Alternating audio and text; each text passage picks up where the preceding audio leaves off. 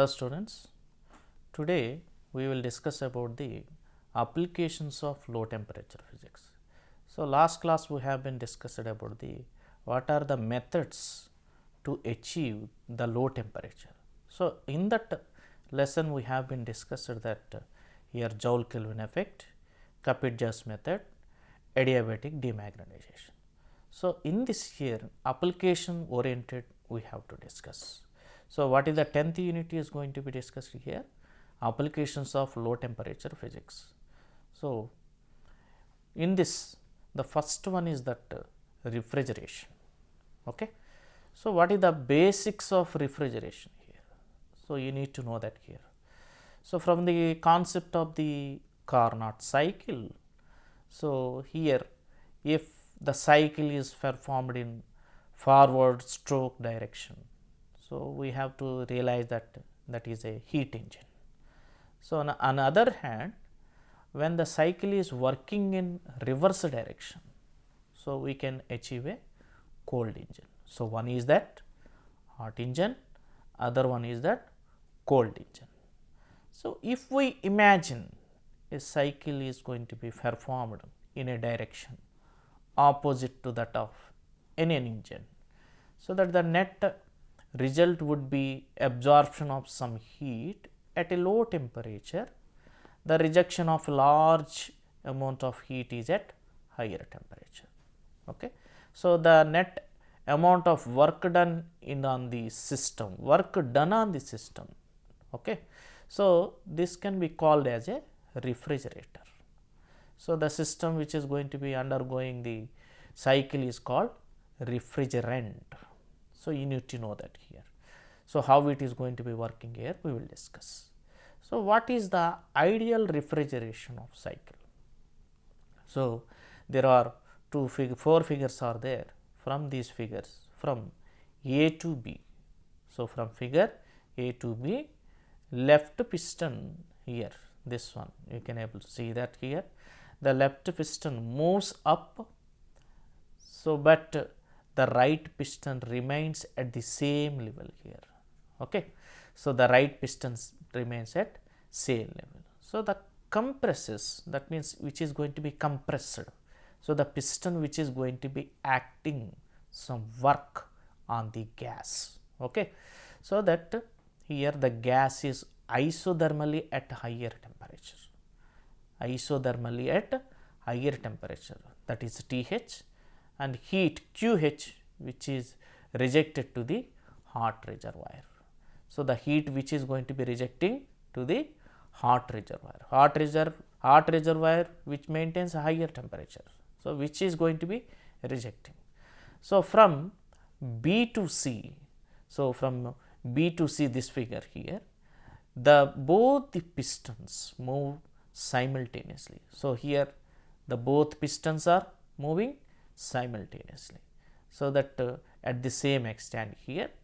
So, this forces gas through the junction and heat Q3 is given to the junction here. So, the right hand space experiences cold, all this done with the constant volume. Volume is not going to be changing here. Okay. If volume is going to be reduces, pressure increases. If pressure increases, temperature is going to be rises. If volume is going to be increases, the pressure of the gas or the whatever the volume or the whatever the region is going to be choosing here, the volume is going to be here increases, means pressure is going to be reduces, temperature is also going to be reduced. Okay. So, these are the formulas here. So, and from figure C to D, this one, which one here, okay, C to D. So, in this case you can able to see that right piston moves down and left piston remains stationary. So, this makes that an isothermal expansion at that isothermal expansion means here heat which is going to be or the temperature which is going to be changing between the hot to the cold bodies. So, here isothermal expansion at lower temperature TL and QL is heat absorbed by the gas from the cold reservoir. And finally, from figure D to A, you can see this is the figure D to A, from figure D to A. So, in this case left piston moves down and right one moves up at the same amount. So, this forces that gas at a constant volume from cold to hot end through the junction. So, here also it takes the same heat Qj as earlier. So, you can able to see here PV diagram here. PV diagram means on y axis pressure, x axis is volume. So, how the isothermal expansion is going to be takes place?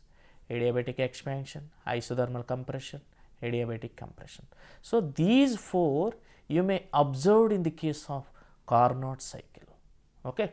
So, the efficiency of the Carnot engine we have been already discussed that.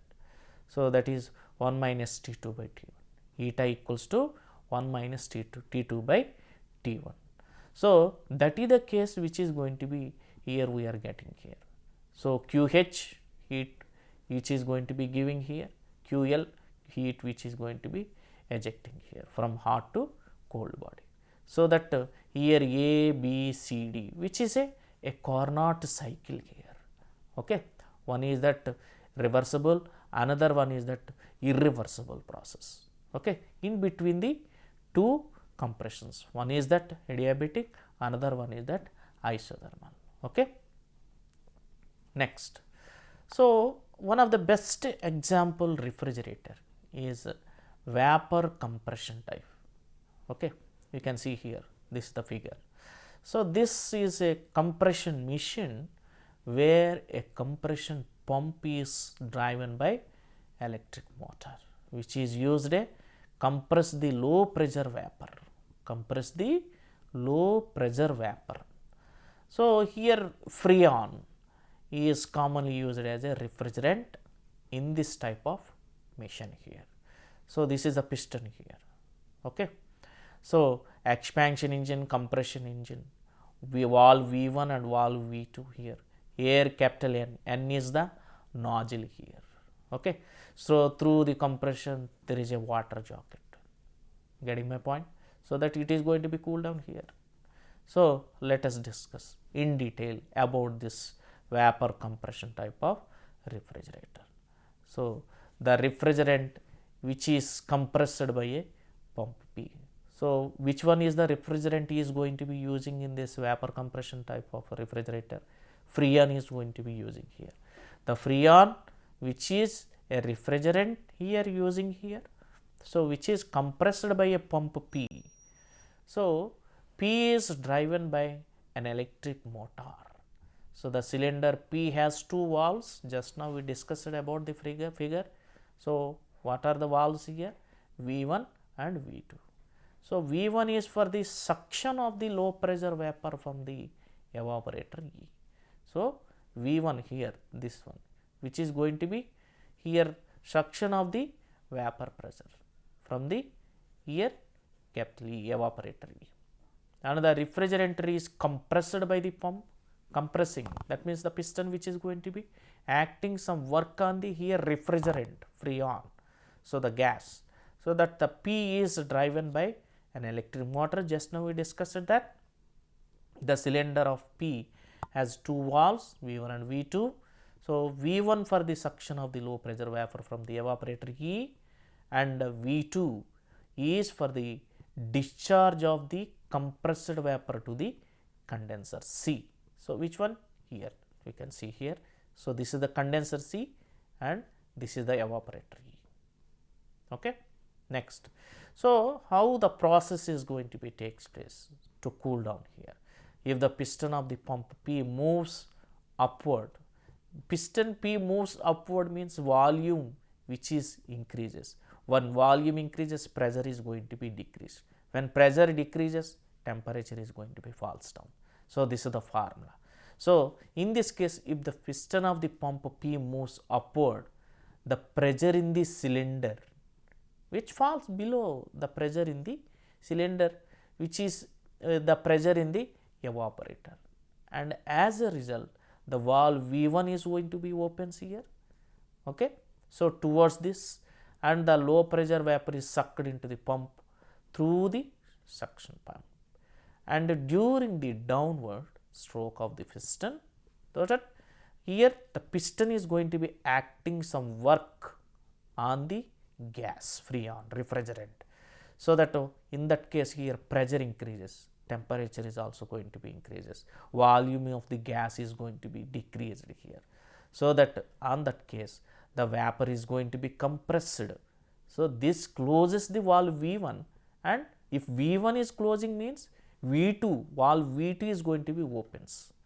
So, that this makes compressed vapor delivered to the condenser through the discharged pipe. Okay. So, the condenser is going to be cooled by circulating. How it is going to be circulating here? We have been discussed in Kapitja's method also. That means, when the helium is going to be entered into the chamber, and the here piston is going to be moving here, so that on that case the temperature is going to be rises. How initially the temperature of the gas is going to be cooled down? When the water jacket is going to be surrounded by this. So, that easily initially we are going to be removing or reducing the temperature. So, like that here also the condenser is cooled by circulating a cold water, and then the vapor liquefies due to high pressure and lowering the temperature. So, that in this case the temperature of this here with the refrigerant is going to be cooled down. So, the refrigerant passes through the throttle expansion. So, needle valve or the regulator valve capital N. So, that this reduces the pressure of the liquid from the high valve in the condenser to the low valve in the evaporator. Due to low pressure, the liquid evaporates in capital E, extracting its latent heat from the cold storage space surrounding capital E. So, the space is consequently cold, so that the pressure vapor is sucked in again by the compressor to continue the operation again and again. Okay. So, this is the principle which is going to be involving in the here refrigerator. Next. So, the most important case, another one is that, so CFC, chlorofluorocarbons. So, effect on stratosphere, ozone. So, first of all we should discuss about that here, what is Earth's atmosphere. Okay. So, our Earth is probably the only life supporting and biocompatible planet. So, water, planets, plants, photosynthesis and oxygen are most valuable ingredients of the Earth for us. Okay. So, Earth is exposed to dilation of all frequencies either from the sun or the stars. So, of all ultraviolet, X-ray and gamma ray frequencies of radiation are harmful for life in general. Okay. So, Earth, here around the Earth, the atmosphere according to its altitude ranges, which is divided into 4 regions. So, let us discuss about that here. A troposphere first of all, which is up to about 12 kilometers with temperature plus 15 degrees centigrade to minus 50 degrees centigrade. So, what are the gases which are going to be present in this troposphere? Nitrogen, N2, O2, oxygen, hydrogen, carbon dioxide, CO2 and ozone. Next to stratosphere. So, in this range 13 to 50 kilometers with 0 degrees centigrade to minus 60 degrees centigrade temperature range. So, the ozone has a chief ingredient in this range. So, that is stratosphere. So, I just want to show you the figure here. So, you can see here what are the atmosphere regions are there. So, see here. So, this is the sun, which is a UV light as well as the visible light which is going to be coming. So, here the earth. So, on this from 5 miles and also here from 11 miles and also here from 13 miles. So, different regions are there. First is the troposphere is there up to 11 miles. Okay. So, here snow from the higher clouds and rain from the low altitude clouds. So, everything. So, aeroplane. So, that here everything is going to be takes place in troposphere. So, in this troposphere only what are the gases are going to be present in this O2, N2, CO2, CO, everything. Next one is that ozone layer. Above the troposphere, that is stratosphere is there. So, that is from up to 30 miles. So, this is the major one. Which one? Ozone layer is there. So, here only UV light, visible light is also there. So, and above the stratosphere, mesosphere is there. So, this is how the ozone layer which is going to be protecting us. So, let us discuss. So, third one is the mesosphere. So, which exists in altitude 50 to 80 kilometers, 85 kilometers, and the temperature ranges is 0 degree centigrade to minus 85 degree centigrade. So, what are the gases which are going to be present in mesosphere? Oxygen, O2 and NO gases, nitrogen oxide. So, which are going to be present. Next is the thermosphere. So, which is about 85 kilometers to 800 kilometer range temperature are unpredictable. So, sometimes go to very high values also here. Temperature is also going to be here changes here. So, the gases present are O2, O and NO. Next, ozone layer. So, where it is going to be present here? Above the stratosphere. So, ozone or O3, the formula for the ozone is O3, which is the major constituent in this layer here. In which layer? Stratosphere. So, it is a part of stratosphere with the altitude range. Their range is also given here. You need to note it down, 15 to 35 kilometers. So, 90% of this layer is filled with ozone, 90%. So, that here the absorption spectrum of ozone shows O2 oxygen and O3 ozone absorbs almost all wavelengths less than the 3000 Armstrongs, essentially coming from the sun, less than the 3000. So, here 400 to 4000 Armstrongs.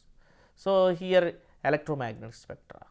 So, in this here only which is going to be absorbs all wavelengths less than the 3000 to essentially coming which are coming from, that means you need to say that this is a ultraviolet rays UV. Okay. Between the visible there is a UV rays as well as the IR regions also there. Okay. Infrared regions. So, that here you can see here this is harmful ultraviolet. So, and X-rays also there and gamma rays. So, which are falls under this region. So, which region? Stratosphere. So, because of the absorption, the temperature of this layer stratosphere layer increases. Temperature when it is going to be rising here. So, thus ozone layer helps biological life to sustain here. What is the need of this ozone layer? So, here which is going to be helps us biological life to sustain. Okay. It is going to be protecting from these rays, UV rays, X rays, gamma rays, all these rays. So, that whatever the thing that is going to be damaging the ozone layer should not be manufactured and used for domestic and industrial needs. So, here the harmful effects of high energy radiation.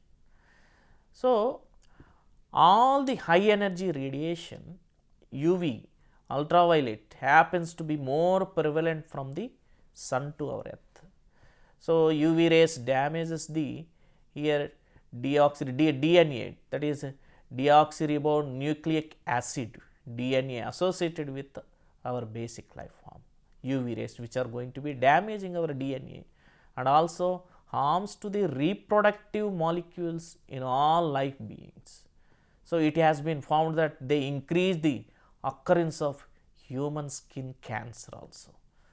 So, and also UV exposure reduces the rate and efficiency of photosynthesis, and ultraviolet rays affect the climate of our earth, hence causes global warming. That means the temperature which is going to be rising here, sulfur dioxide, SO2, CFC, HCFC, so many gases which are going to be here released. So, for this here UV rays increases the damage of all living beings in the form of humans, livestock, animals and plant life. Global warming, which is associated with the holes in the ozone layer of our atmosphere. Why the holes are going to be creating here? The temperature of the stratosphere is going to be increasing here. So, why it is going to be increasing here? Due to the pollution. So, the holes are mainly due to the industrialization of developed countries and leakage of here CFC, chlorofluorocarbons and various derivatives. Okay.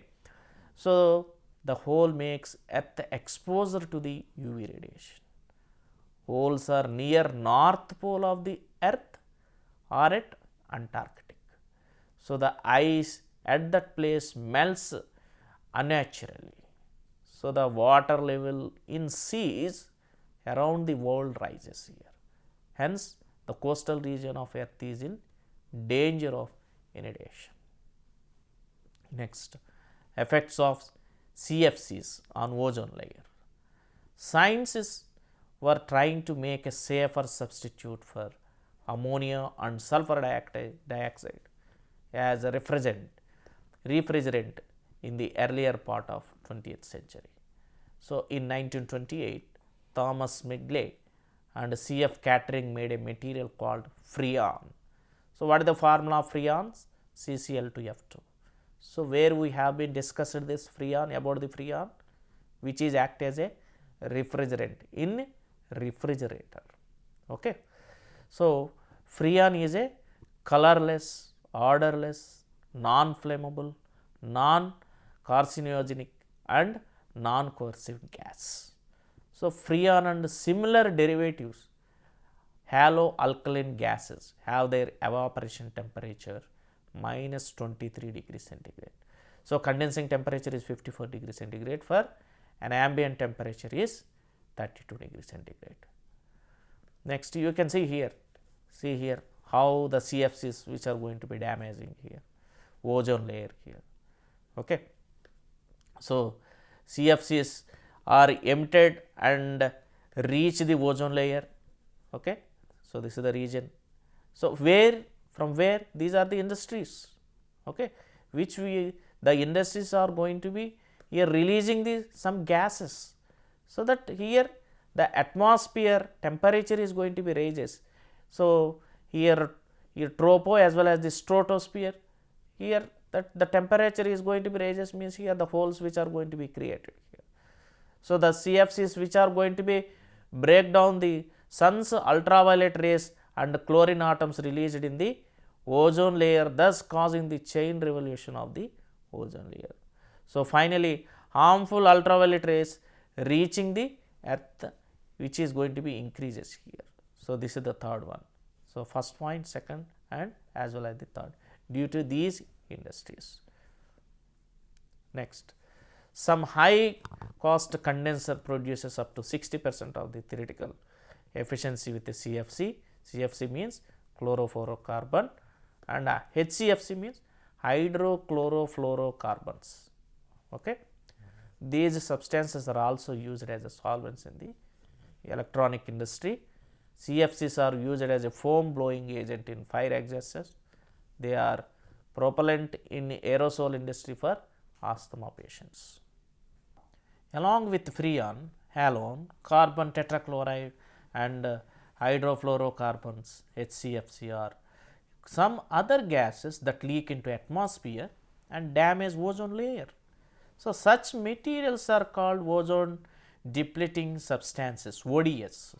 So, the ultraviolet radiation falling on freon CCl2F2 release chlorine, this reacts with the ozone, produces ClO and oxygen molecules. So you can see the reaction here, freon with UV rays.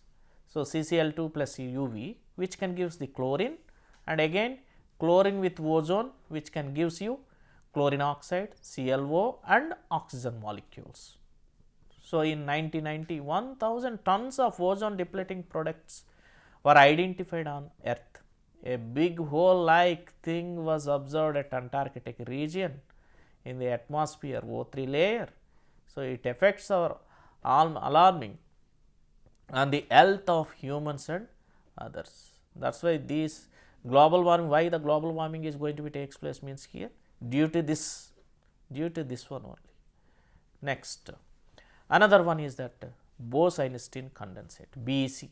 So which is a new state of matter associated with low temperatures of about a milli 10 power minus 3 or micro 10 power minus 6 degrees Kelvin. The other state of matter are gas, liquid, solid and plasma. So to know more about BEC, Bose-Einstein condensation, we turn our attention to a quantum phenomenon is called spin of a particle. So the particles which are associated with the electromagnetic radiation or quantum of energy are proposed by Max Planck. So the same formula which was observed by Indian scientists, so SN Bose, without any reference to classical physics.